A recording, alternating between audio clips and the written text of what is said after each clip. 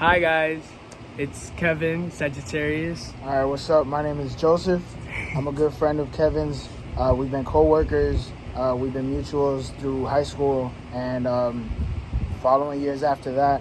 And I'm having the pleasure of being able to interview Kevin during the beginning of his career. Not the beginning, I would say, because you've been making music for a long time. Mm-hmm. But I'm grateful to be able to interview you during the post process of you releasing this album and having such a great piece of art when it comes to your creative style coming out.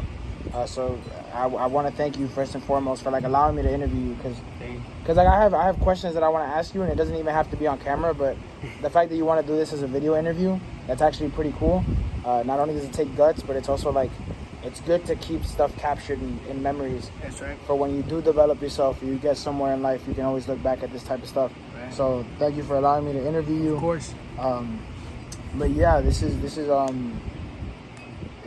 cool. I've always wanted to know what it's like to be in the head of someone who's a creative mind, right? Right. Because I'm a creative mind myself, and or I try to be a creative mind myself, right? We may not be doing music together. I might not be doing music, and I might be in a different realm, such as film and shit and content and videos like that. But it's always good to see other people's perspectives on stuff. Right. And when you had told me that you were releasing an album and you were working on a long length project, I thought that was very inspirational and motivational. And I remember that a couple months ago, before the release of this album, after you had told me that you were working on it, I had come to you for advice. Mm-hmm. I remember. And I asked you for advice on what your creative output looks like. How do you begin looking for inspiration? How do you go about creating what it is that you have envisioned? And I'm glad that you were able to persevere throughout this career that you have right now.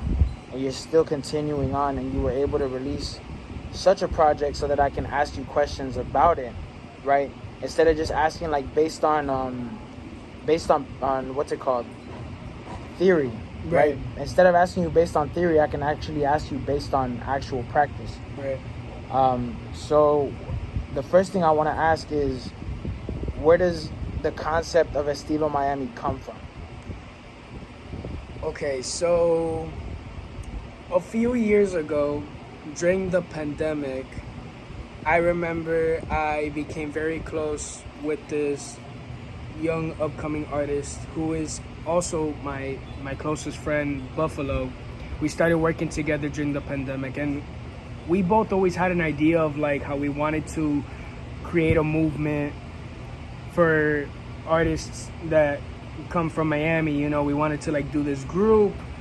He started a name, which it's still a thing. It's called The Zoo, and he started creating this name for the group, because that's the title of the group. But we are considered the Zoo Babies or whatever, and it was pretty interesting. And so that was always a thought in my head of I want to represent artists from Miami. I want to represent my city. I want us to be little superheroes, the Avengers of this city, right? Yeah.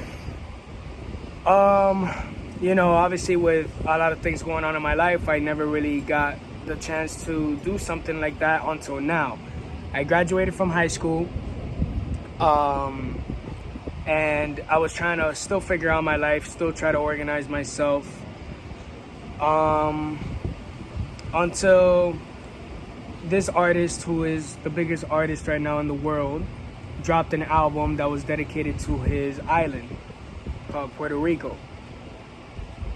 And no shame, I admit it, that was a big inspiration. I was okay, if Benito can do it, Kevin can do the same thing.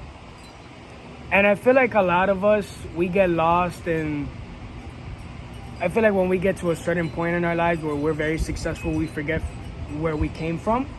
So I was I want to give back at least, before I ever become famous, or whatever the idea is, whatever happens in my life, if I ever succeed in this, I want to at least give back to my city, make an album dedicated to my city or where I came from, and also to give a better introduction of who I am as a person. Because I didn't want to just make an album about love and I just randomly put it out and people are like, oh, like, who are you?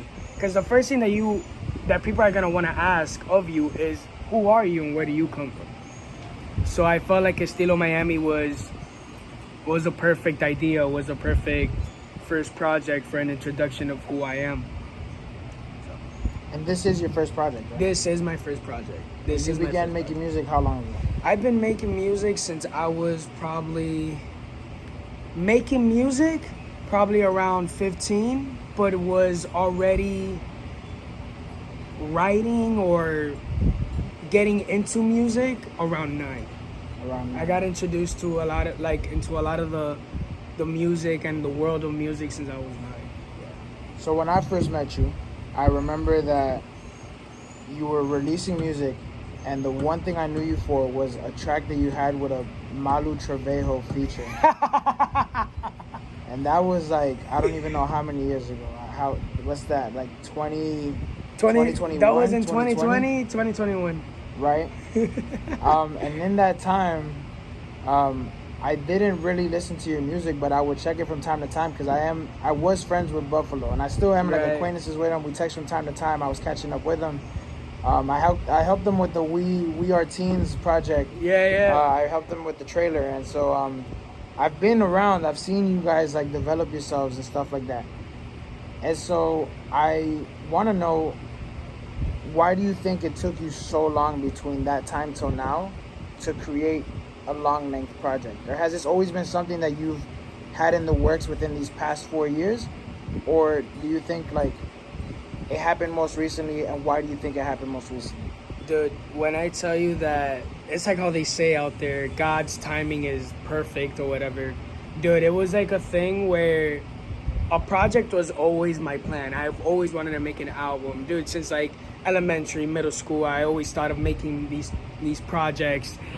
I never got to do them because I didn't have the right equipment, or just the ideas would just change from time to time.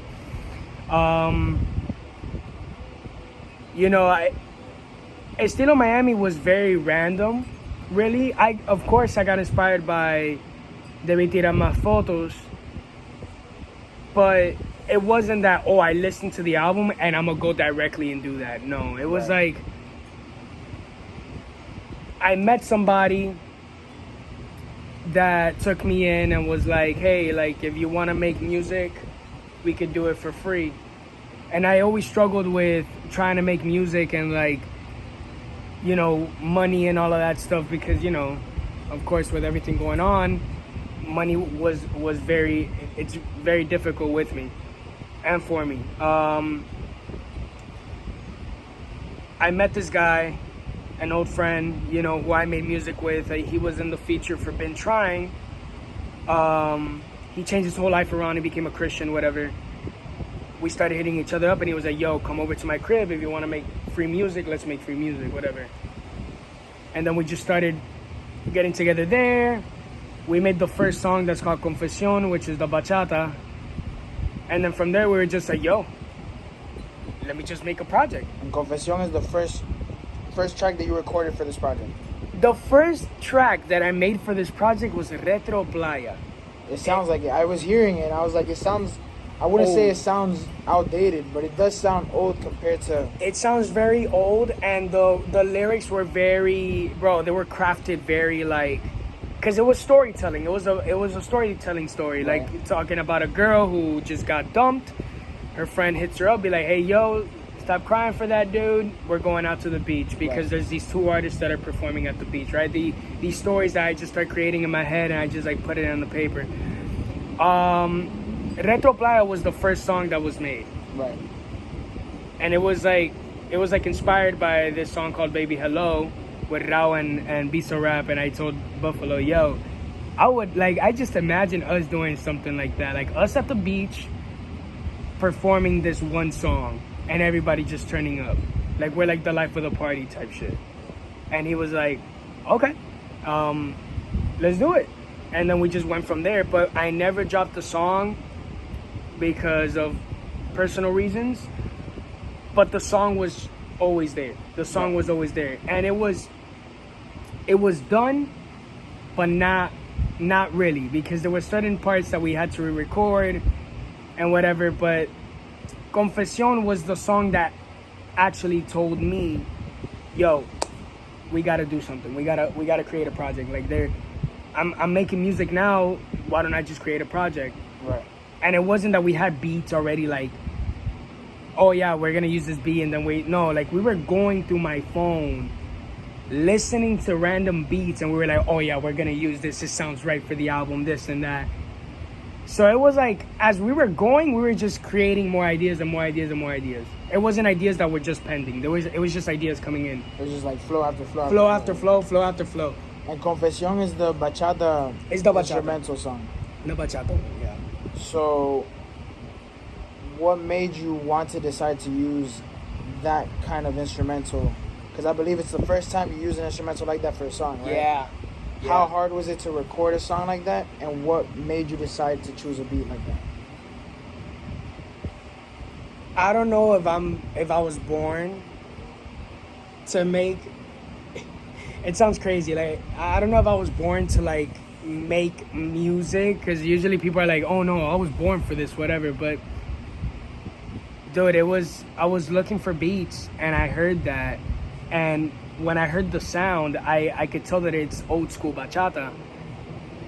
And then I just started singing over it, like just mumbling over it.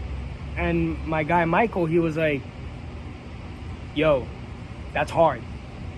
I think you should record that. And then at first it was just mumbling. It was just mumbling, na na na na na na na na. And so when I was listening to myself mumbling, that's when I started creating the words. I started writing down some lines, whatever, and then that's how the song came about. It was my first time using a sound like that. I did not expect myself to make a song with that, in that genre.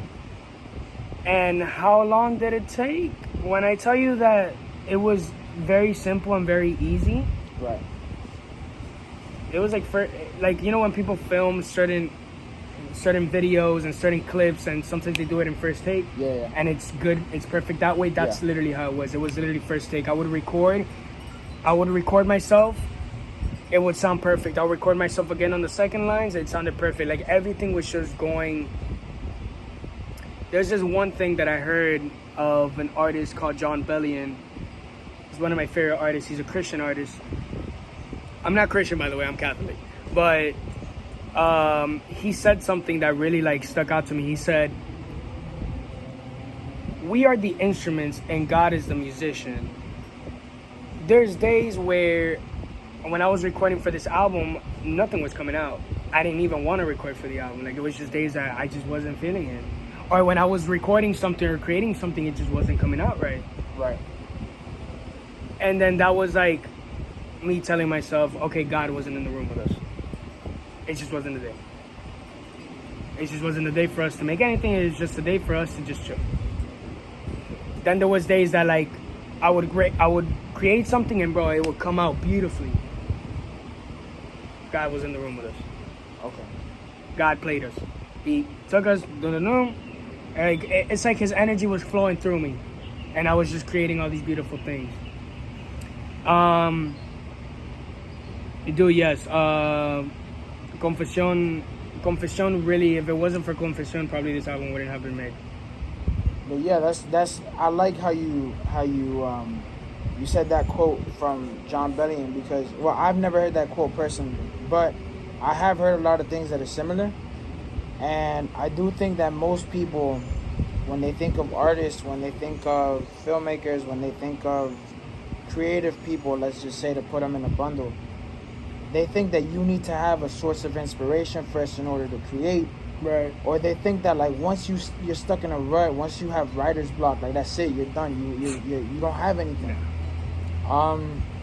And so I like how you said right now, like you were in the studio, you were trying still. Right. It wasn't like you told yourself, and I could be saying this wrong, but it wasn't like you woke up one day and you're like, nah, I can't do this anymore because I don't have anything in my head. You still got up, got to the studio, still tried to work things out. And instead of pushing yourself, that's when you realize, okay, God's not in the room with us, or clearly, like, today's not a good day. Let's take a breather, take a break, come back another day, and that other day you were succeeding. Right.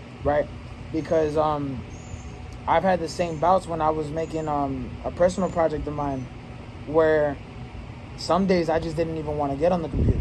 Some days I didn't even want to get on the editing software, right?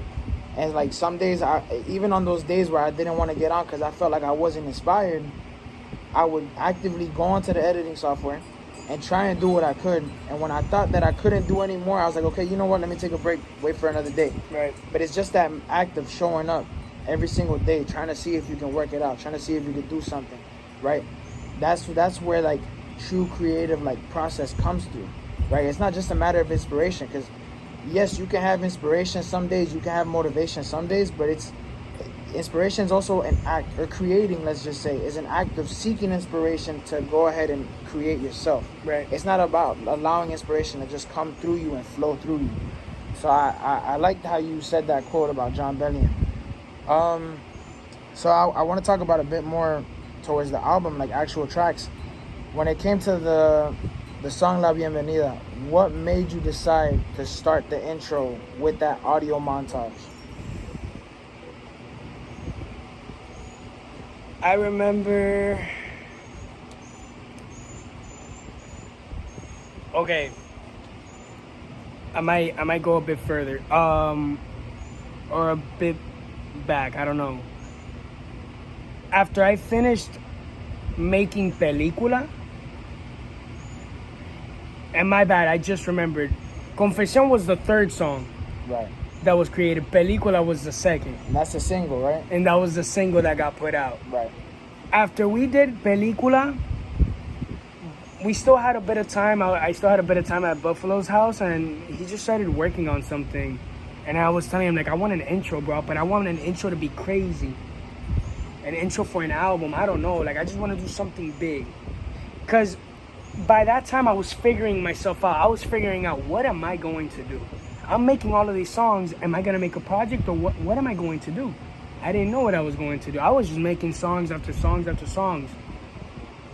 Until I finally was like, until when I made Confesión, that's when the idea came out. But La Bienvenida was getting created by Buffalo. Buffalo produced that song.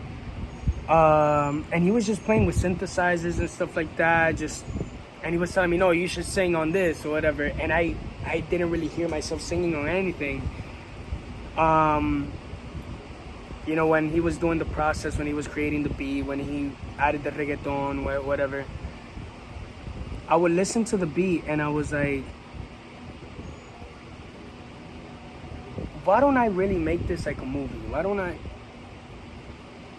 So then it was I went on TikTok, and there's these clips that come out sometimes that say, welcome to Miami, Florida. And it's literally clips of Miami, the beautiful sights of Miami. And then you hear the girl in the background saying, welcome to Miami, Florida, where there's beautiful oceans, whatever. Like, and I was like, I want to use that as like the intro in the beginning of the song, just so people can feel like, oh, we're entering a world. Right. And I think from what I heard was that woman, she talks after you land to certain locations, she speaks. Right. Like in the airplane or whatever. And so I was like, bro, I think this will be right. This will fit very well. The news reports and all of that stuff after that came about after, I was like, yo, I really want people to really know what Miami's about.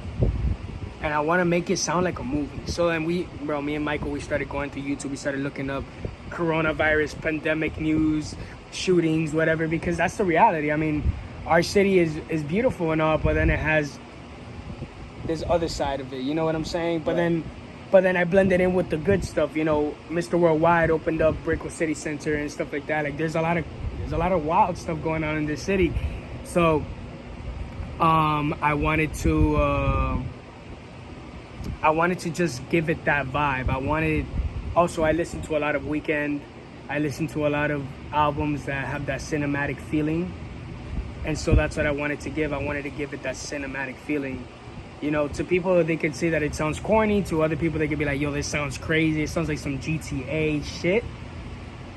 And that's the vibe that I wanted to give. I wanted to give those people that vibe of like, yo, I feel like I'm in a movie. Like, I want to get in my car and just like drive around. I don't know. But that's how the idea came about, man. It was more of just like, I wanted people to hear this album and be like, yo, this album is literally a movie. There's so many sides of this that it's insane. And what better way to give them that feeling, to give them all of this craziness, give them all of these news reports, and also the motorcycle sound effects and the cars going crazy sound effects, the people protesting sound effects, because we have a lot of protests here in Miami. I don't know, I just wanted to really just give it that vibe. I wanted people to really feel like they're really in a movie, like they're a main character in their movie, in their life. Because when I made this project, I felt like I was the main character in this story, which practically that's the idea of like, oh, I'm a Miami kid and this is the stuff that I've experienced, you know, stuff that I talk about, you know, these are things that I went through, things I experienced, things I felt, whatever. So yeah, pretty much that's how the song came about. And it was a really difficult process because by that time, it was hard getting in contact with certain people, and Isaiah was that's the name of Buffalo, by the way, guys. Isaiah was very busy doing his own stuff, and I was taking care of my stuff. And then it got to a point where I was like, okay, let me really hit him up and let me annoy the fuck out of him so he could really be like, okay, I gotta do this. Dude, I woke up at 7 in the morning, and I got to his house and I knocked out the whole time he was finishing up the beat. Oh shit. Because he had to go to work at 10 or 11, I forgot. But it was like, that's just hard work, bro. I mean, if you really love this, I've seen homies of mine. There's this one producer, I'm sorry I'm getting off topic, but there's this one producer who is literally going insane right now, who is dropping his album soon. His name is Millie. And he does things in the daylight, whatever. He be doing his own random stuff. He be doing his side missions. And at the end, once it's nighttime, that's when he becomes Batman and he goes to the studio and he stays up all night working on his album. Shit. Yeah, that's dedication. You know, if you love this, dude, you'll do anything to achieve what you... I don't know. And listen, there were nights when working on my album, dude, that I would literally leave Mike's house around like 2 or 3 in the morning. Sometimes I literally would take naps in his house. I'd be like, yo, bro, I'm gonna knock out in your bed. He's like, bro, go for it. And he'll finish up whatever he was doing. It's things like that. It's not an easy process, bro. It's one thing that I will tell you. If people tell you, bro, this is easy, if you love this will be easy for you. No, it's not. If you love something, you're gonna have to go through a lot of stuff. You're gonna have to sacrifice a lot of things to achieve what you want. And trust me, with me, this wasn't easy. I've had breakdowns. I've had moments where I pushed a lot of people away. I've had deep arguments with certain people who I care about, even with my own family, which it's not their fault, you know. Chasing your dreams is not easy. And you might lose certain people that you care about in the process, which sucks, but thankfully, and I'm glad that didn't happen to me, but it does happen to certain other people. You know, sometimes you really have to make sacrifices, and it sucks that you have to do certain sacrifices, but you gotta also think about yourself first. You can't always just put people first, you know. You gotta also be like, okay, what is good for me? It's like being in a relationship, right? A toxic relationship, whatever, and you're giving your 100%, your partner's not giving barely anything, giving like 50. And you're not even happy, bro.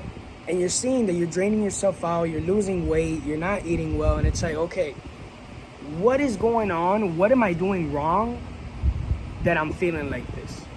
I know I'm not the issue, but at the same time, you are the issue because you're letting yourself stay in the same position. You gotta sometimes get out of yourself, out of that.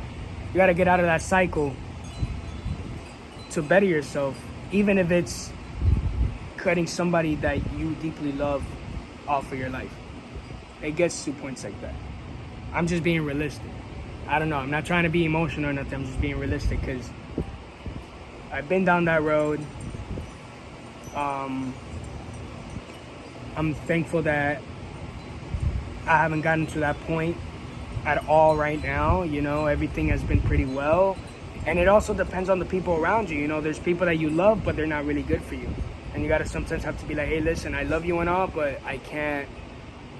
You get what I'm saying? So, yeah. Damn, I went through. Nah, it's fine, man. It's how it is. Yeah, I really wanted to know what made you want to start an intro like that instead of just going straight into it, or maybe making the subject matter a little, let's say, less realistic of what people view the city as than what you think in your perspective being a native from here. So I also want to ask, what artists and projects influenced you throughout the course of this project? Because, for example, I know in La Bienvenida, when you started rapping, immediately off the bat, I could hear Residente. Like, I heard, it was just straight, it was like, I knew, like, from the jump, I was like, this sounds like Calle You're 13. like, no way this guy did that. And then I got confirmation when you did the call out of Atrévete, right? Which I was like, okay, so like throughout the course of this project, who influenced you? What songs, what projects, what artists? What did you want to do as homage or whatever?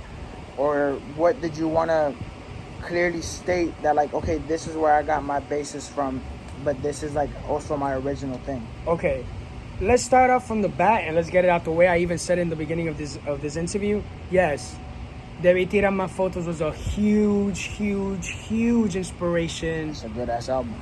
Great album.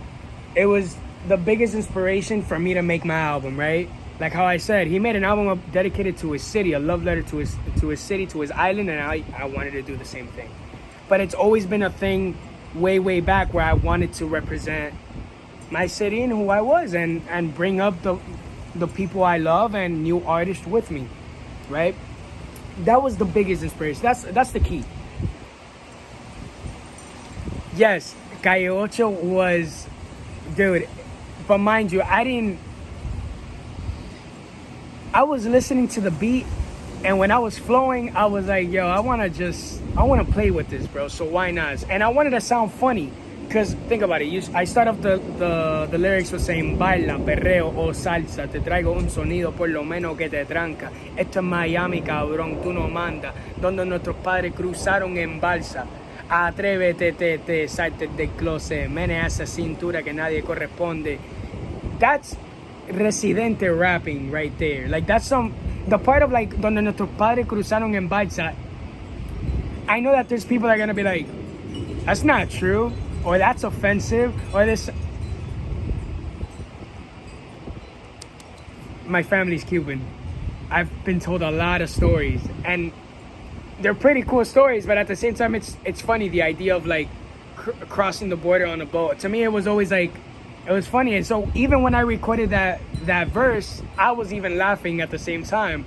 I put it on to close friends, because I did not listening parties, but I did, like, before the album dropped, I listened to the album with certain close friends that to me they felt deserving of listening to this project before it comes out.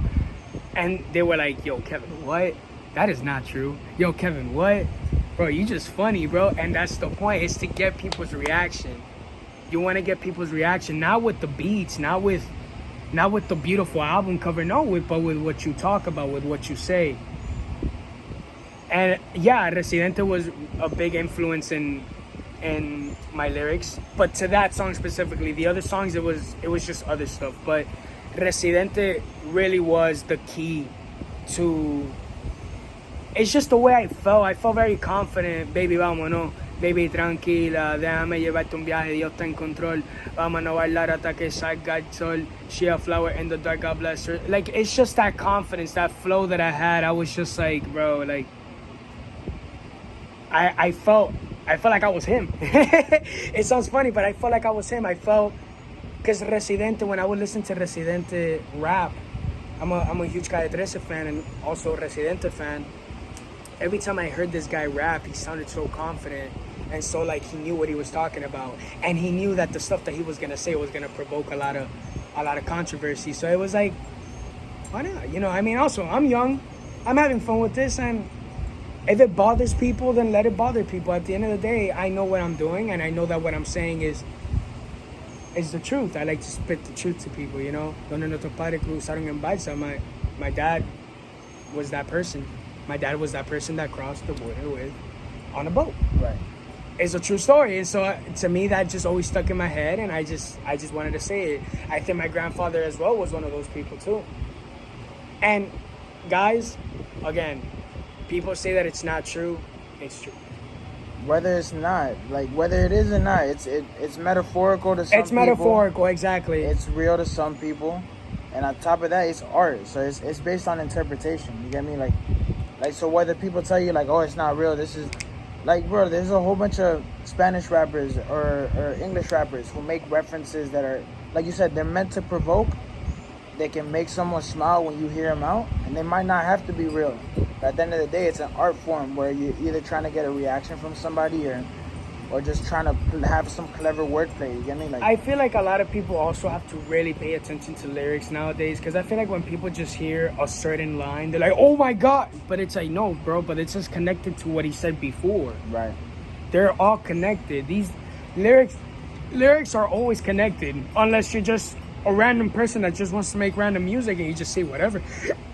But I told myself I'm not gonna say whatever in these songs. I'm gonna speak on things that are true, things that matter. I might say things that are controversial, sometimes metaphoric, but I'm gonna make it make sense. I want people to really be like, oh yeah, this is why he said this, because he said this before, and then it's connected to.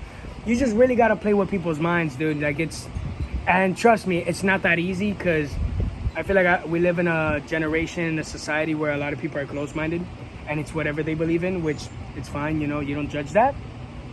And you gotta respect that at the end of the day. But, you know, hey, listen, I am me, you are you. If you wanna come in and you just wanna shit on the album, go for it. If you wanna go in and you really wanna enjoy and actually learn of what I'm talking about, because in a way, I'm also educating these people in a way. You know, Miami isn't just a city where, oh yeah, Americanos, you know, it's part of the US. You know, no, bro, we're a mix of everything. It's a beautiful city. And why do I say it's a beautiful city? Because we're a mix of everything. And it's nice, bro. I meet people from Japan, I meet people from India, I meet people from the other side of the world, and they're all here because, bro, this is a city that welcomed a lot of those people here. I don't know. To me, it's just beautiful. And so I wanted to be that person to be like, let me get these people's reaction. Let's see how people react to this. And then if people want an explanation to what I said, hopefully this video, they could be like, oh, that makes a lot of sense now. Okay, I'm sorry, Kevin. Right. It's nothing to offend. I try not to offend anybody unless there's a point that it escalates that I have to do it. Because, you know, it does, sometimes you do have to do things or say things where people could, like, wake up, you know what I'm saying? So, we had to change locations. All right. So, to finish off that question, inspiration, Bad Bunny's album, Residente, when it came to writing the first song. Now, to the other tracks, there's a lot of inspiration with new modern music. I feel like if I say this, people are gonna be like, what? But it's true. Eminem was an inspiration to my writing in this album. How do I explain that? I can't explain really. It's just, if you really pay attention, if you try to, you can kind of hear it. Also, when it came to certain word plays and when it came to the rapping, the song Palm Trees and Prayers, where I'm rapping, Eminem did really inspire me when it came to writing that verse, and just other things. Ozuna was a big inspiration too.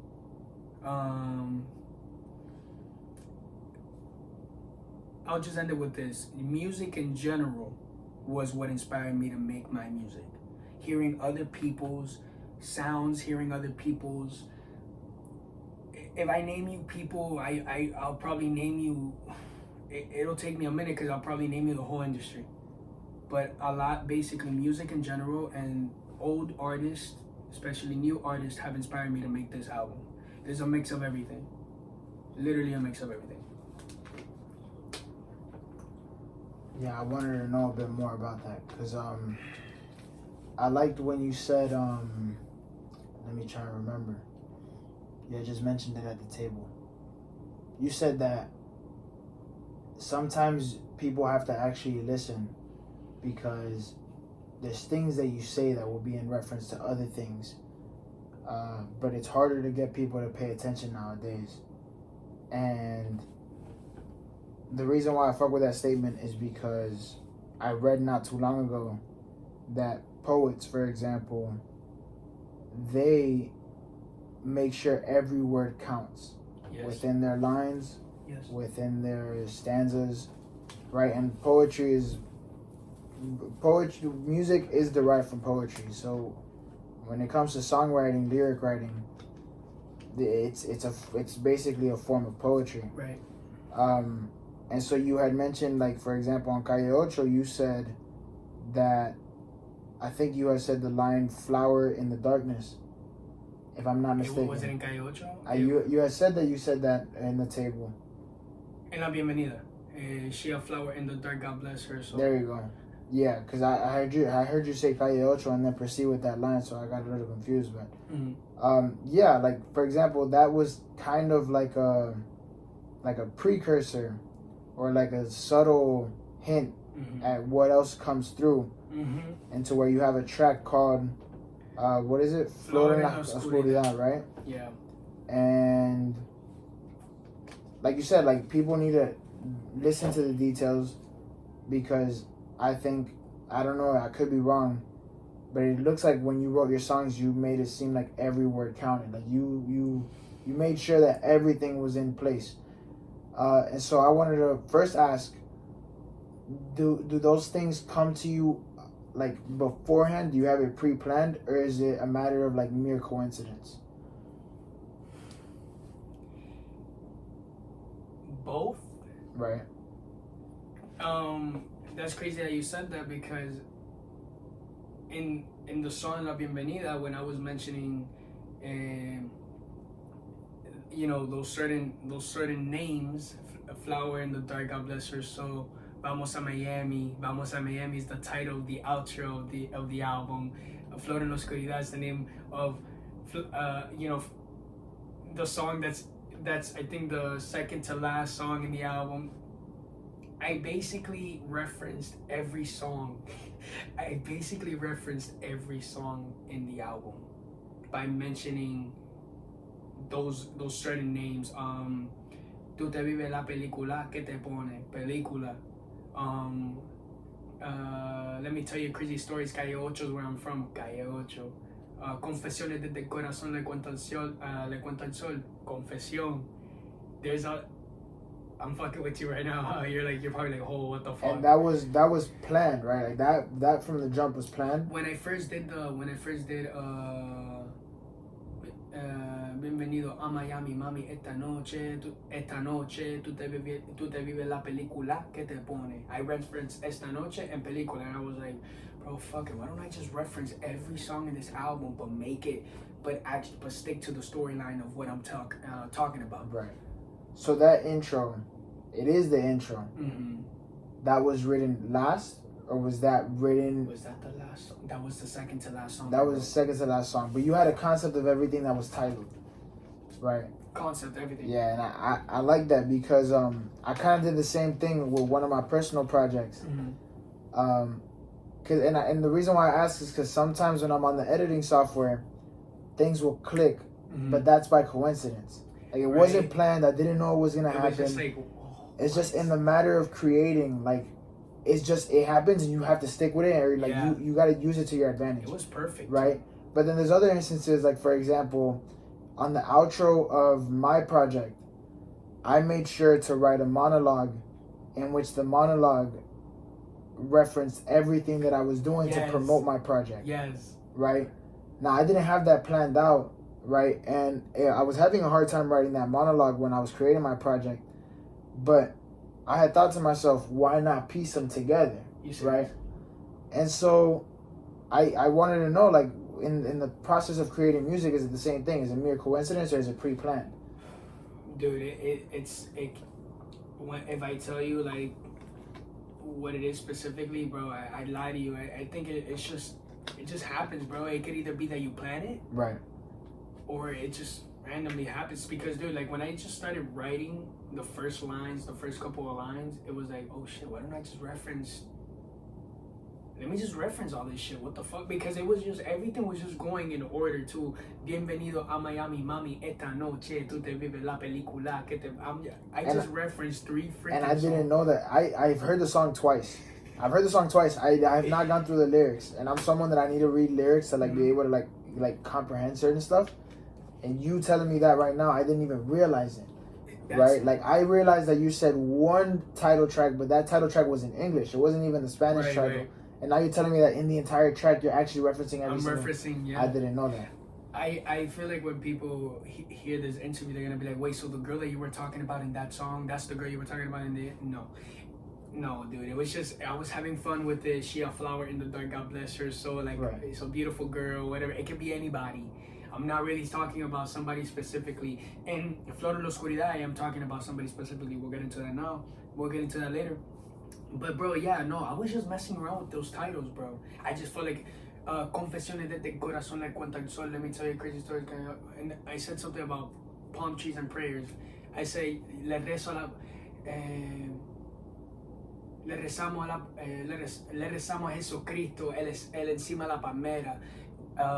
We'll pray to the palm trees with God sitting on them. Like, it was palm trees and prayers. Like, you just really had to, like, damn, even me, I'm getting excited. No, and I get that. I get that entirely because, like, some people think that, like, the process of creating, you're only fully happy when you finish.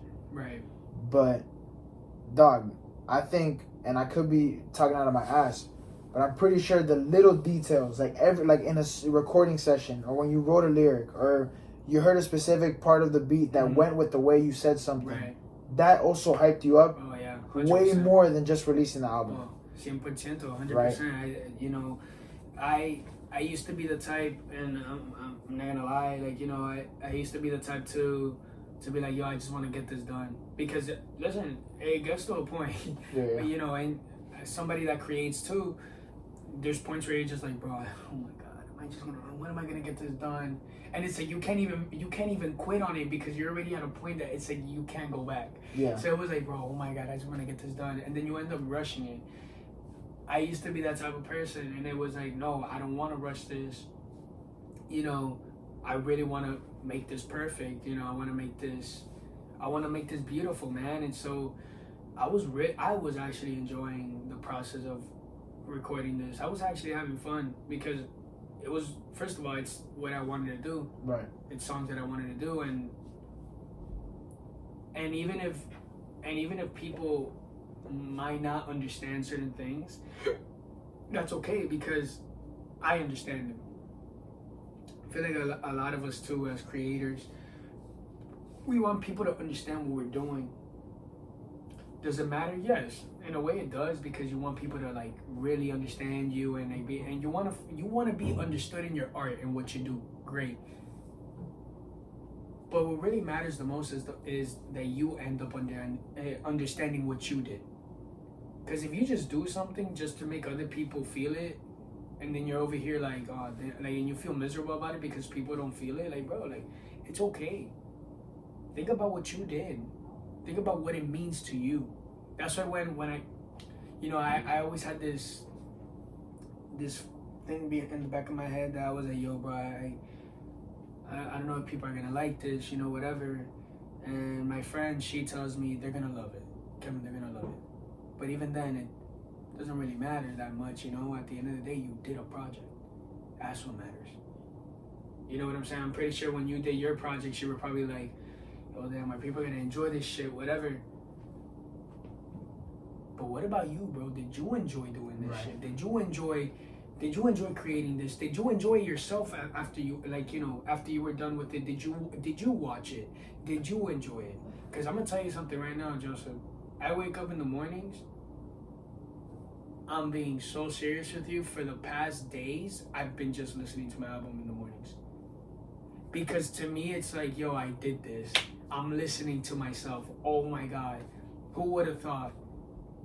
Even looking on Apple Music and Spotify, searching myself up, you know, hearing myself, like seeing my name, Sagittarius, on Spotify, Apple Music, it just feels so good. It's just like, yo, oh my God, I'm literally on Spotify. I'm literally on Apple Music. I searched up my streams or whatever. Streams to me, like, yeah, you should care about your numbers, whatever. I do, not gonna lie, but I'm more of a who listened to it. Like, I want to know who listened to it. People from Spain heard it. Like 19 people heard it from Spain, and like one person from Japan and one person from Brazil. I'm being so honest with you. After this interview, I'll literally show it to you. It's crazy. Like, I look at it's freaky. It's like, yo, what? But then I found out why, like, people from Spain, 19 people from Spain heard it. I'm like, yo, what the hell? But then I'm like, yo, it's my cousin. My cousin lives in Spain, and he has people that he could just show it to. So that was pretty cool. And then the last time I saw from the United States, 800 something people heard the album. Wow. But then also it also goes with Instagram. Dude, social media technology has evolved so much that it's just like, bro, like probably the biggest artist could be listening to the album right now, and I don't even know. All right, it happens, bro. You know. But dude, yes, I mean, I enjoyed this a lot. Yes, there was moments in the process of making this album that was, dude, it was tough, you know. Like how I said, arguments here and there, going back and forth with people. It's not easy, man. It's not easy, especially when you feel like you're. I don't want to get bummy on this, but like, even when you feel like you're alone, too. Because at the end of the day, yeah, you can have your producer helping you out, whatever. But at the end of the day, dude, you're doing this alone. It's your creation. I'm pretty sure when you were doing your project, maybe I'm wrong, I don't know, because we deal with things a bit different, but you're probably like, yo, damn, bro. Like, who's there for me right now? Like, who's gonna, like, nobody has been hitting me up. It's gotten to points like that. It got to points like that. But at the end of the day, I had to remind myself, hey, listen, it's okay. You know, I'm fine. The people I love, they're okay. I had to accept the fact, like, when I tell you that I learned how to be alone in that process, I learned a lot on how to be alone. I started seeing random people that I've known from years ago pop up out of nowhere in the freaking streets. Like, what? You just gotta really live your life, bro, and you can't. As creators, we get worried about other things, and we get worried about other people that say, bro, what about us, bro? I had to learn how to really, like, enjoy what I do and love what I do, and learn how to accept what I signed up for. Because there's gonna be moments where you're gonna feel alone, and you're gonna feel like there's gonna be days that you're not gonna want to feel like doing shit. But that's okay, because what matters is that you're okay. If you're okay first, everything else will be okay. And I'm not just telling you this. Whoever hears this too, like, when they hear this, I really want them to take all of this, bro. I want this. Hey, listen, we don't even have professional microphones. This is literally recorded on my iPhone in my room, at my spot. You know what I'm saying? Am I enjoying this? Fuck yeah, I am.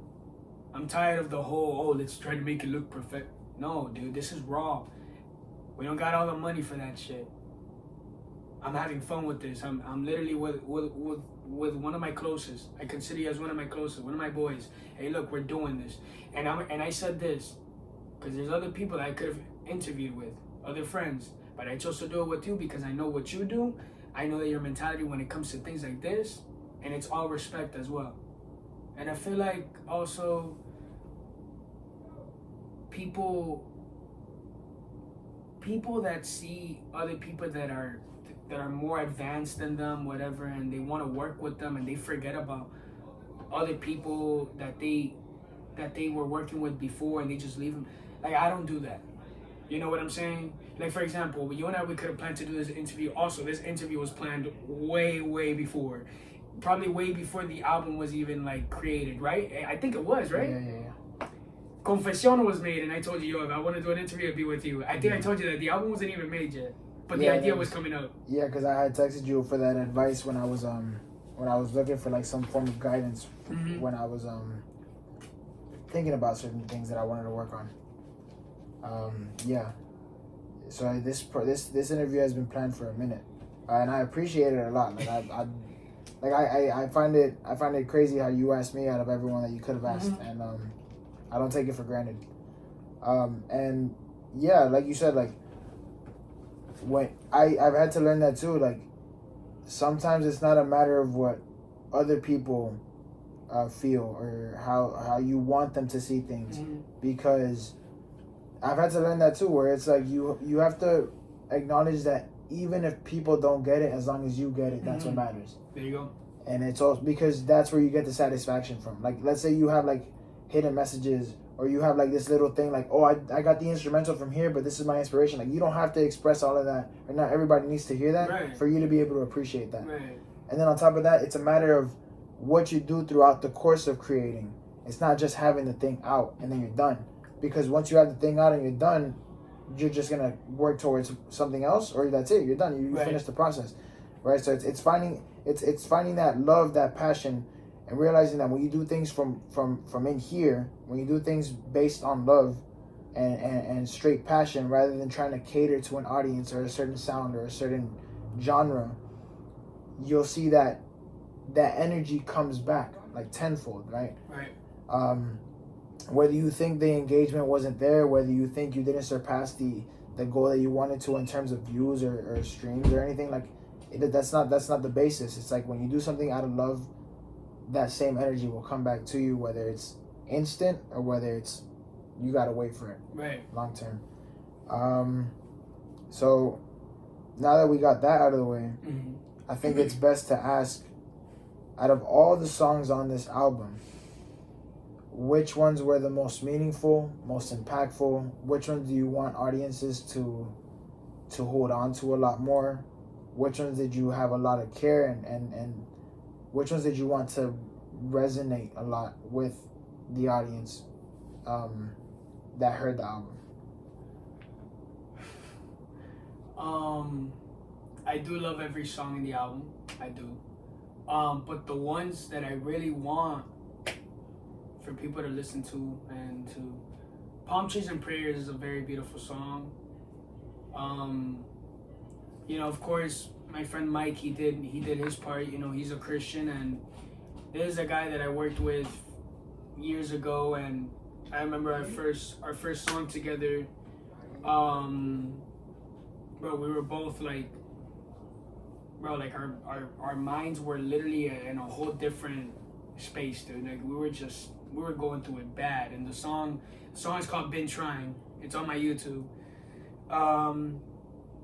So then listening to him now and how he speaks and talking about, you know, his religion and like how he's at peace now and all of that stuff, it's beautiful. And then you hear me, I went from talking about like, you know, and I'm being raw about this, you know, from talking about, oh, I want to kill myself, to then talking about like, sigo en mi grind, no me siento en mi peak, me siento en mi prime, siempre trabajando, yeah, there ain't no wasting time. Compared to, you see this, then compare it to how I was before, dude, completely different. Your mentality just starts changing as you go through life, you know, and that song to me, I mean, from what I've been seeing, people like it a lot. Palm Trees and Prayers is probably the one I would love people to listen to a lot. Calle Ocho is very... What people don't know is that Calle Ocho in a way is political, because I mentioned from the Hispanic countries that we know, because I'm pretty sure that there's more out there. That's a song that I would really love people to hold close to their hearts. You know, I mean, I talk about 8th Street. 8th Street here in Miami is like, it was like the biggest spot. Parades, festivals, all of that stuff. Even, I think, Even Pitbull even did a concert in 8th Street with Lil Jon and Fat Joe, I think. Crazy. It's very historic, and I'm blessed to even be raised in that street. I've seen it all. You know, I even had a little girlfriend living in front. You know, I've seen it all. And I enjoyed every bit of it. Sometimes I feel like I took advantage of it a lot. Like, you know. Flor en la Oscuridad is the one that I really would love for people to listen to and really take in consideration of what it's about, hold close to their hearts, and to show it and spread it out there around the world. Flor en la Oscuridad is very beautiful. It's very, very... When my friends were listening to it, they were like... When they first heard the intro of that song, they were like, is this you and your mom? They thought it was about me, like it was like a song about me. But I already had a song about me that's called El Güero. That was already about me. But no, Flor en la Oscuridad is a song to spread awareness. You know, in this generation, I feel like a lot of us, we throw a lot of shit to this generation, but it's been around. This has happened already for decades, years. You know, where young girls, they get pregnant at a young age. You know, and yes, this song is about a friend who's in my life who was in that situation. And I just felt like, you know, seeing how strong she is and how she fights through it every day on taking care of her little kid, it inspired me a lot. And also what inspired me a lot too was Brenda's Got a Baby by Tupac. And then I was like, okay, I want to do this. Obviously I asked permission and I got the permission and everything, so I thank her a lot, you know, that I made a beautiful masterpiece. I think the song is a gem. Out of all the songs, I think that song specifically is a gem. Mind you, I listened to it when I let the album play and it goes to that song, I replay it like 3 times because it's very beautiful. Like, to me, it's beautiful. I feel it. I feel it. I feel that song a lot. Like, you know, I listen to these other songs. I listen to, for example, Confesión, which is a beautiful bachata, or I listen to El Güero, which is even Palm Trees and Prayers sometimes I do. But Flor en la Oscuridad to me is a beautiful gem because it's different. It's not, you know, people don't want to hear that shit nowadays. Let's be for real. No, you put a song like that out there and people are like, what the fuck is this shit? Who gives a fuck? But I feel like we should, you know. There was this one line from Brenda's Got a Baby where Tupac says, I hear that Brenda's got a baby, but Brenda's barely got a brain. Something, something, she could hardly spell her name. And then his friend in the song is like, that's not our problem. That's up to Brenda's family. And then then Tupac responds with, well, let me show you how it affects our whole community. These type of situations do affect us in a way, you know, and I just felt like it was right to speak on it, man. And I mean, as you and I are speaking right now, there could be a little girl right now out of her freaking house in the streets with a little kid of hers because her parents didn't want to take care of that. Baby daddy ain't around. It happens. It's the ugly truth. It's the reality. And I just felt like it was right. And also I care for those. I care for people like that. You know, I never want to see a person like that go through it, you know. Also, my mom, she had me at a very young age. So it's like, that also inspired everything. It's so much in that song. That song to me is very beautiful. And the reason why I felt like it was right to be in the album was because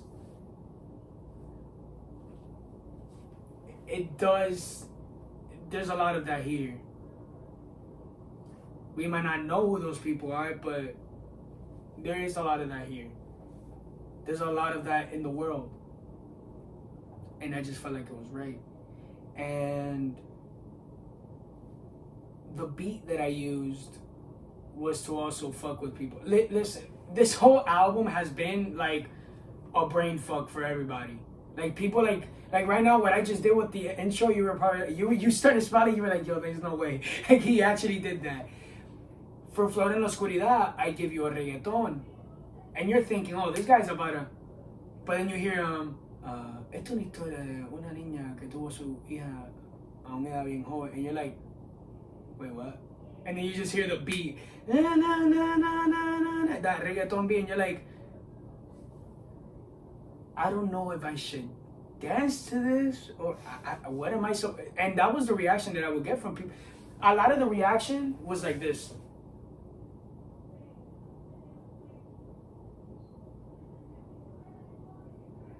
I'm being so serious. People are just like, and that's the reaction I love. Think about it. You think I love the, hey, oh my God, this shit hard. I love that. But I love when you actually like, when you're actually just literally listening to it, you're like, yo, what the hell is this? And they would ask me, yo, is this about somebody you know? I'm like, yeah.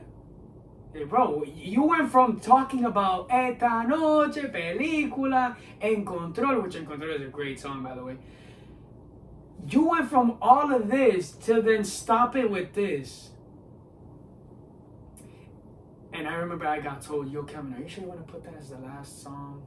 Are you sure you want to put it as in the middle? I was like, no. Trust me, I know what I'm telling you. Trust me, I know what I'm telling you. And the reactions that I got was literally what I knew was going to happen. I just felt like it was smart. I just felt like it was smart. My grandma, my mom, they were like, wow. You just really, again, you gotta love what you do, but you gotta also, if you're gonna put it out there and if you really want to get people's reaction, you gotta really learn how to play this. And I just felt like what I did was smart. When it came to the song titles and to put it, because when you see in the album Flor en la Oscuridad, you're thinking, oh, it's a romantic song. Oh, you got a love song in this shit. No, I have a song about awareness, you know, and one thing that I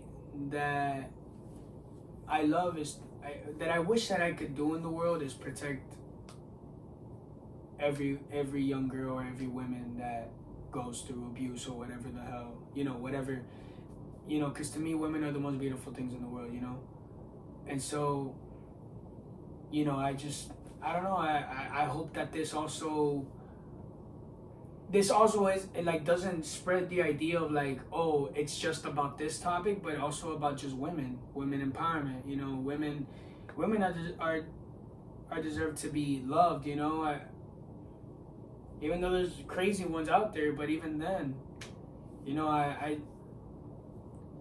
it just sucks what we go through in life, and this is the ugly truth. You know, but it could also be beautiful because in the lyrics I say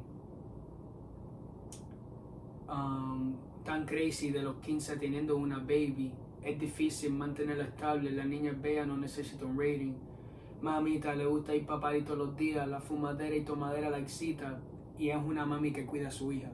She could be all of these things, but she's still a beautiful mom that takes care of her kid.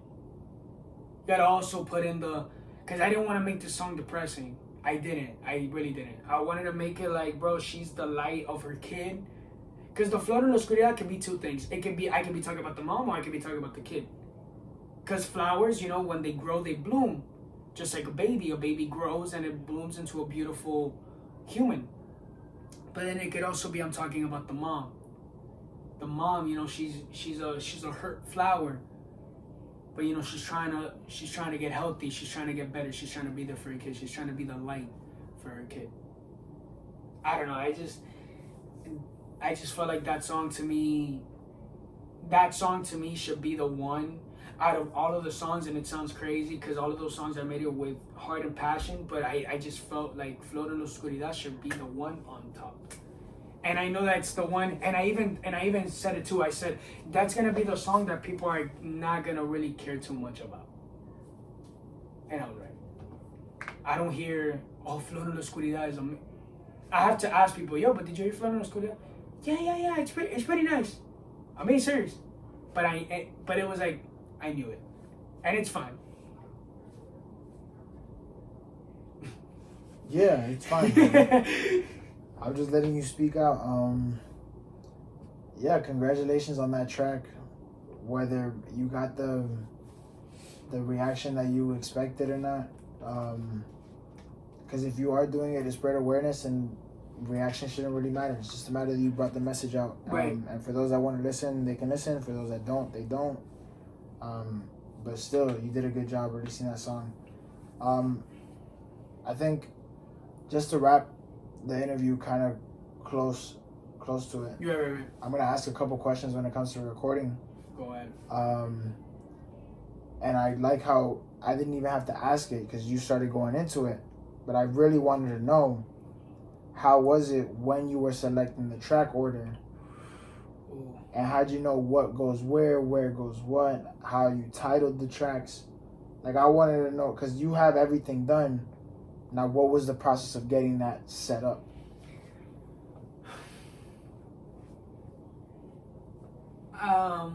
For the order, it had to be the vibe, you know, and the styles of every song. I'm gonna go to the second half of the album. For example, Confesión, Calle Ocho, and El Guero. Those three songs in a way sound similar because of the sounds, the trumpets, the cultural sounds, the drums, it just felt right. Like those three songs, if you listen to them in order, Confesión, Calle Ocho, and El Guero, you'll be like, oh wow, these three match. They sound like a trilogy. They sound like a little trilogy in song version. Right. It was more of like, you gotta hear the vibes of the songs and be like, oh, okay, so this sounds like it matches with this. But at the same time, there's songs that match, but okay, for example, I could give you a hype song, right? And then you'll hear a song that's a bit mellow, but the sound sounds similar to the one that was hype because of the instruments or whatever. You gotta also be careful with that, because if you're trying to set a mood, and also if you're trying to play with the listener, like how I did a lot in this album, you gotta really, really listen very closely. When I did the order of this project, I was thinking I want to give a hype intro, hype, every song hype. La Bienvenida to Palm Trees and Prayers. You got a house song in there. You got Retro Playa. You got Esta Noche, which is a normal reggaeton. You got Película, which is a perreo, old school perreo. La Bienvenida, which is already a movie. And then Palm Trees and Prayers, which is a nice, chill rap song. I give you a nice little interlude. Goes in surprisingly with a bachata. Also, but the Confesión was gonna be a single and it never dropped. Okay. I never dropped it because I was like, I gotta give these people a surprise. I can't just drop that, because then people are gonna go into this album, and I'd rather just leave everything as a surprise. That's why I love how I did all this. Like, people were telling me to do so many things, and I was like, I don't gotta do that extra stuff. Chill. Right. I got it. You want to do it. Exactly. And so, yeah, that's how that order came about. And then I did the bachata thing, then Calle Ocho, El Cuero, and then the last two songs, Draco, which Dre XT, we call him Draco, that kid killed it in his verse. That guy, I just felt like it was smart to put him almost to the last songs in the album, like towards the ending, since it's a very big track and it sounds very like, it just sounds very atmospheric, very hype. And so I was like, let me just give that.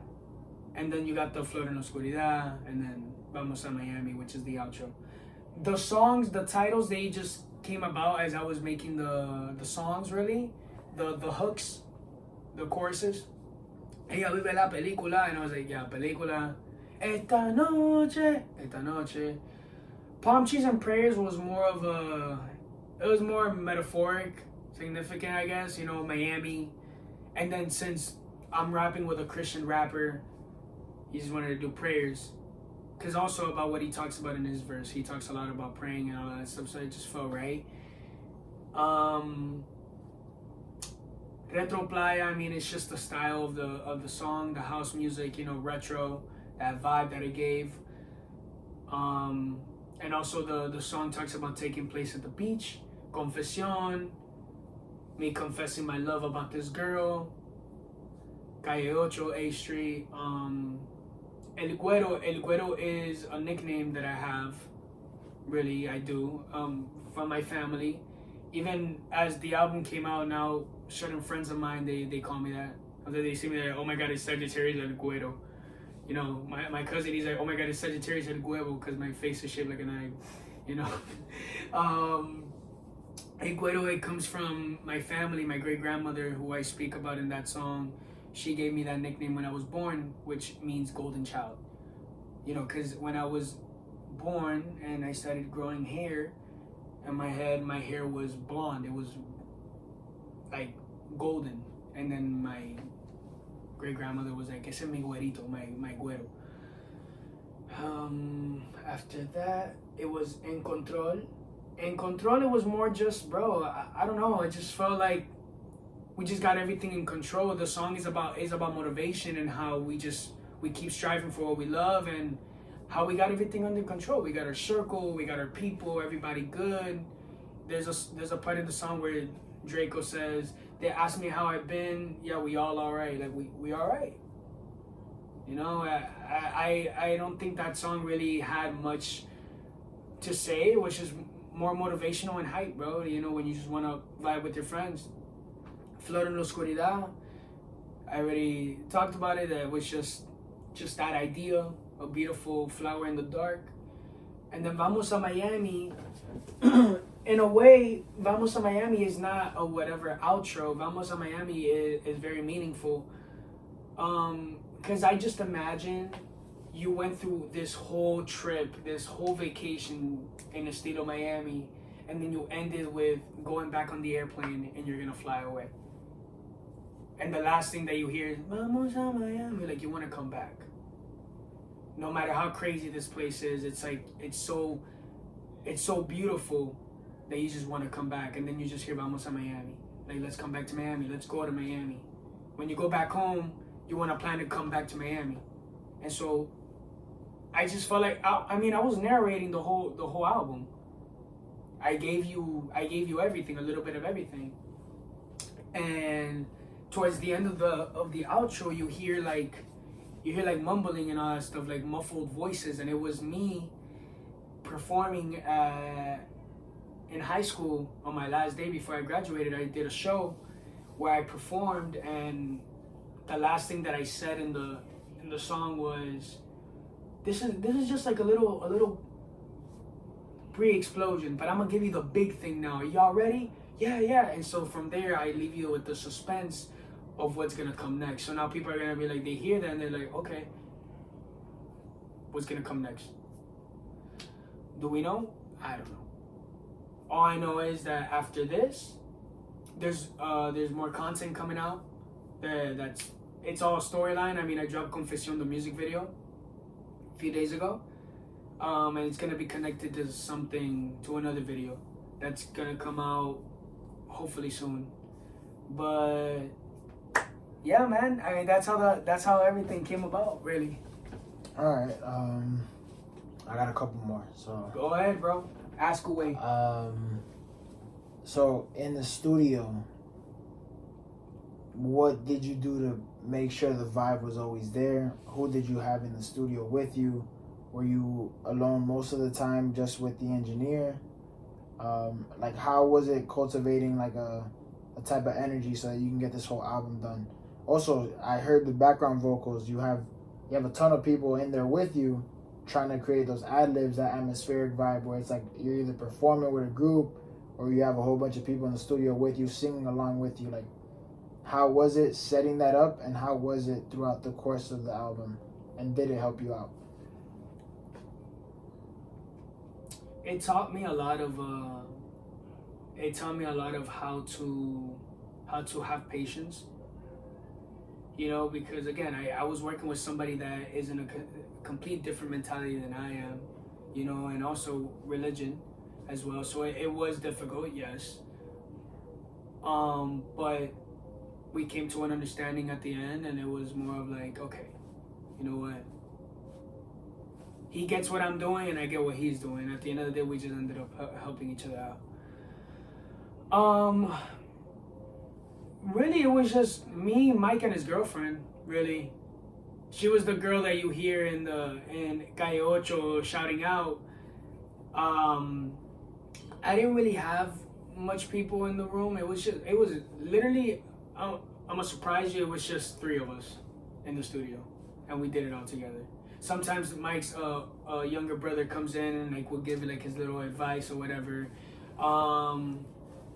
It was literally just the three of us really, and sometimes his girl would leave early from his home, and it'll just be me and him. And most of the time, he would just let me do my thing, and he would just like he'll just tell me, "Yo, what are you saying?" Because I don't know what you're saying. The vibe of it was sometimes it was a bit difficult, you know. Sometimes it could have been overwhelming. Sometimes it could be it was very droopy. That we would be tired and stuff like that because the process, again, doing a process like that is not easy. But it was fun. I learned from it. You know, you learn from all those things. You also learn from the mistakes and stuff like that. So I mean, yeah. And the recording process, dude, it was when I recorded, nobody could bother me. Nobody. It was just I'm too focused. I'm too locked in. Sometimes there was times where like Mike would get distracted or something. I'd be like, yo, bro, yo, because sometimes you gotta work like that. And it's not we're like we were being rude to each other or nothing. It was just more like yo, bro, we gotta come on. Because sometimes it's good to push certain people around. Like, you know, there's people that don't feel like doing anything because they don't have that motivation. But if you got that one person there that's like, yo, we gotta do this, bro. We gotta do this. The world wants this. We gotta do it.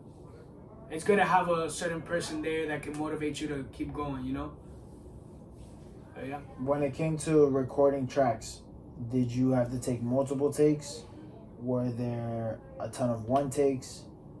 Did you finish certain tracks, think they were done, and then reheard them and then had to re-record them? Or were you confident in every single song? Like, how many takes did it take to make certain tracks? Like, was it very frequent, or were you just solidified and confident on every? I would be confident with certain tracks, but then when I would listen back to them again, it'd be like, okay, nah, let me redo this again. Also, I would show it to certain friends of mine, and they would give me certain advice. They'd be like, yo, I think you gotta correct your grammar because my Spanish isn't perfect. Right. So they'd be like, yo, you gotta correct your grammar, you gotta fix this and that. That was my boy Nick. I would show him the tracks, and he's like, hey Kevin, listen, my Spanish is not as perfect, but I know when it sounds bad, so I think you should fix this. This is how it has to sound. Yeah, man. I mean, I had friends that helped me out, that they were like, oh, okay, like I think you should do this and do that. Ad libs as well. I did take a couple takes on some songs. The song that was very hard for me to make though, that I was like, yo, bro, I don't think I want to do it, is Esta Noche. And Esta Noche is probably the big track there. Yeah. Where people are like, yo, that's it's the a song. Good ass song. And that's the song that I was like, this shit sounds like ass. That's my favorite. That's a lot of people's favorite. And they're like, yo, this shit sounds like ass, Mike. I don't want to do this. And he told me this. And I'll never forget it. And I will always use it every time when I make a song. It's like, hey, listen. You might think it's shit now, but just keep going with it. Keep going with it until you see the ending results. And that's what I did. I just kept writing, kept recording, and then when I would hear it, I'm like, oh shit, I got it. Yeah, man. You can't just quit on something, you know, you just started something, and if it sounds like shit, just keep trying until, like how I said, sometimes God wasn't in the room. God was in the room there, but he was kind of like trying to see what I could do. Yo, bro, it sounds like ass. It sounds like, Kevin, keep trying, because I'm always used to, yo, if it doesn't come out good, that's it, I quit. But I did it, and I was so surprised that I did it. So I kept going until I got it, bro. And Esta Noche, it's crazy, because that was the song that I literally was about to quit on. No, and I remember you sent me the album unreleased like 2 weeks before it had come out, and I'm hearing the album, and the second I hear Esta Noche, I'm like, holy shit! I I think I had to reply to you. I think I replied to you saying, You like, yo, did? this is the one. Like, this is a banger. I read your message the next morning and I'm like, yo, oh my God, like this guy really like- enjoyed this. I was like, holy shit, that track was fucking crazy.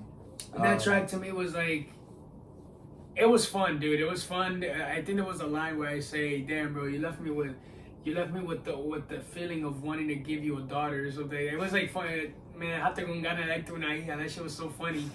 But it was like, bro. Oh, and also, if you realize, I don't really curse in this album. I don't really. It's very clean, really.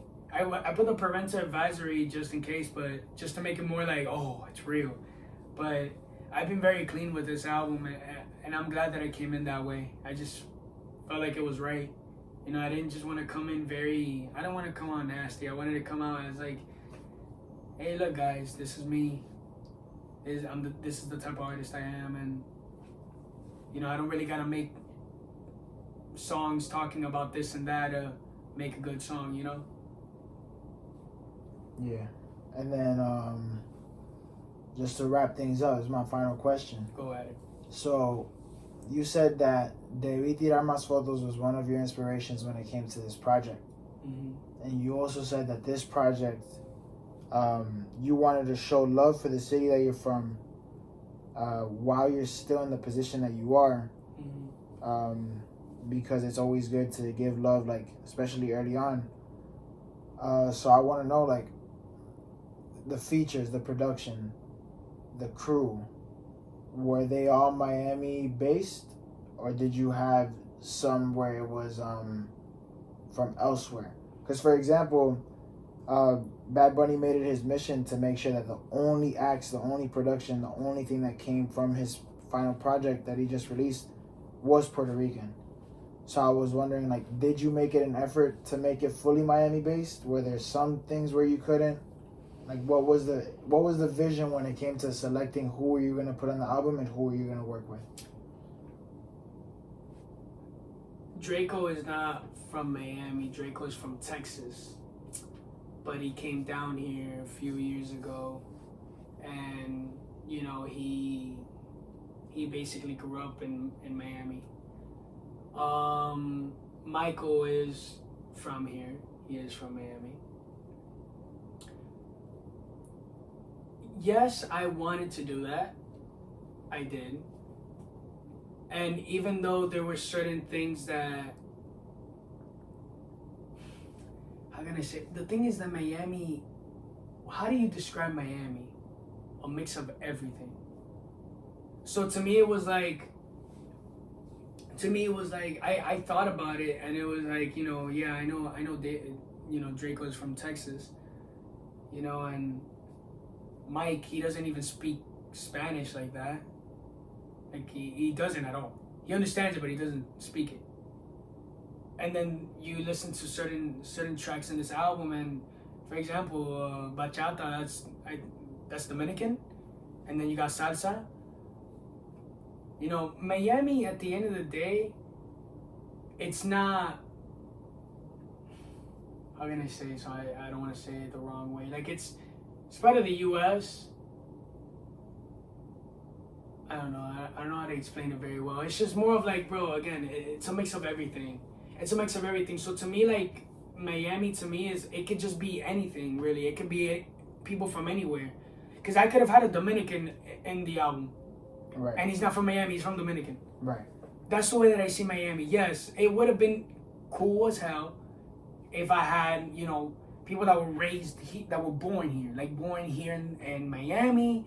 Not that they moved from where they lived and came over here. But it was just more of like, the way that I saw it, it was like, bro, like, at the end of the day, it's like, we're all a mix of everything, and it's just, that's what makes Miami Miami.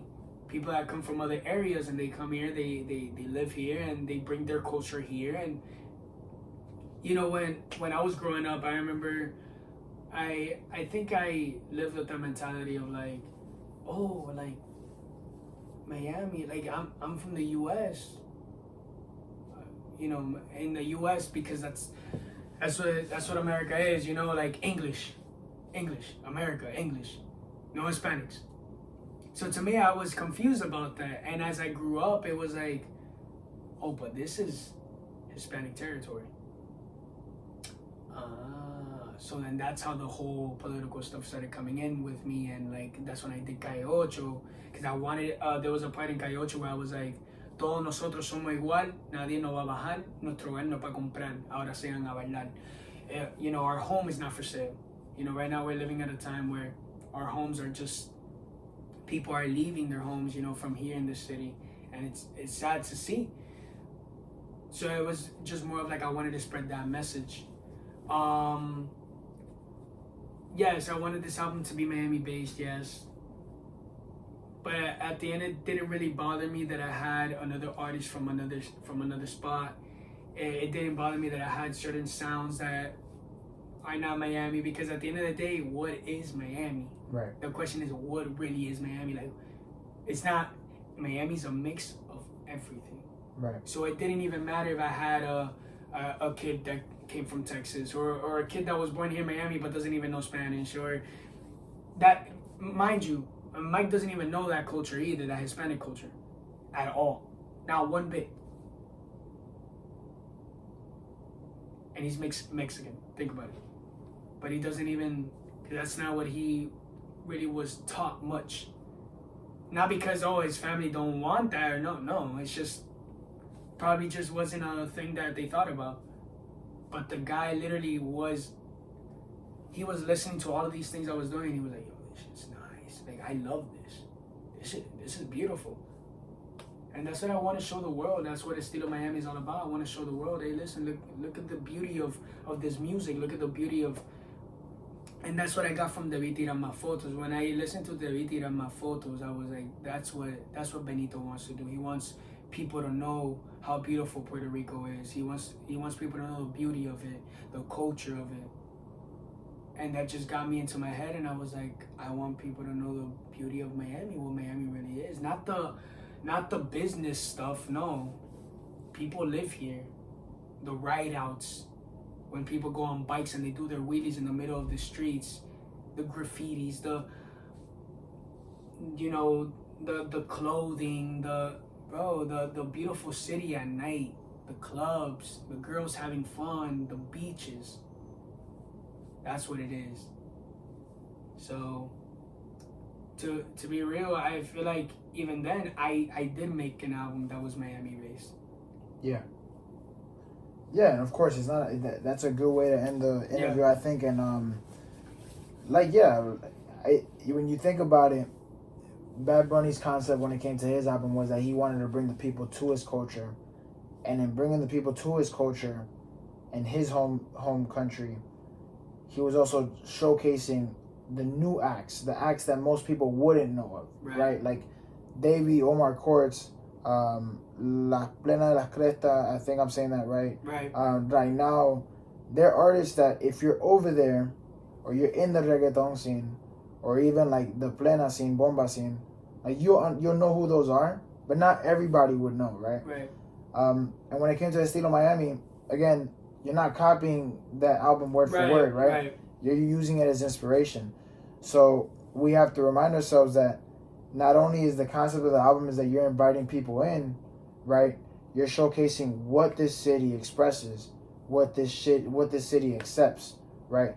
So whether it be walks of all life, multiple countries, people from all types of areas, there's no reason to be so exclusive, because that's not what this city's about.